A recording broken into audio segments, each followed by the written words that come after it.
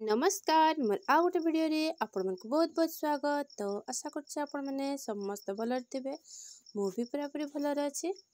ताले एटा देखि पाउथिबे हमर अद्विका सेशन रो तृतीय सप्ताह रो आलोच्य विषय। तो विवरणटा मु स्टार्ट करबा आगु मोर आपण मन को रिक्वेस्ट, जदि आपण माने मो चैनल रे फर्स्ट टाइम आछंती मो चैनल को निहाती सब्सक्राइब कर देबे, बेल आइकन को जाकी देबे, ताले एई परि भाबरे सब वीडियो आपण पाई परिबे। आ मु आपनकर समस्त कमेंट सब पढ़े एवं मु सब वीडियो आनबा पई चेष्टा करूची। धीरे धीरे सब प्रिपरेशन भी चली। तो स्टेप बाय स्टेप आम सब वीडियो सब नहीं कि आसबा। तो से आपण मो सहित निहाती रहिबे। तो ठीक है, ताले चलंतु स्टार्ट कर दबा।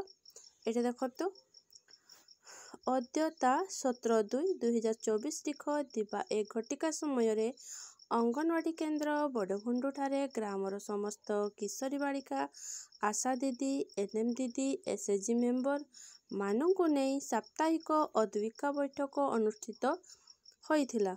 उक्त बैठक रे दीपा मादी सखी और सहेली सस्मिता मुर्मू सभा कार्य परिचालन साहाय्य करथिले। फेब्रुआरी मासर आलोच्य विषय जीवन कौशल एवं मानसिक सामाजिक कल्याण। तृतीय सप्ताहर आलोच्य विषय आत्मसम्मान स्व सचेतनता। आत्मसम्मान आमे निजर आवश्यकता को बुझिबा और एहार सम्मान करिबा। आमे निजर मूल्य बुझिबा, निजर चिंताधारा एवं भावना को ग्रहण करिबा पई एहा हेउची अंत निरीक्षण विश्लेषण करिवार क्षमता। आमे निजको चिन्हिबा।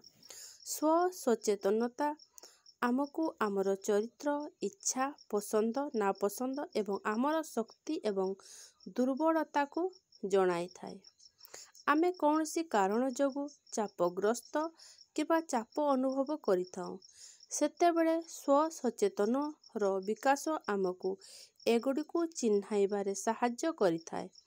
प्रभावशाली जोगाजोग एवं एक सुस्थ पारस्परिक संपर्क पाई एहा एकांत भावे आवश्यक।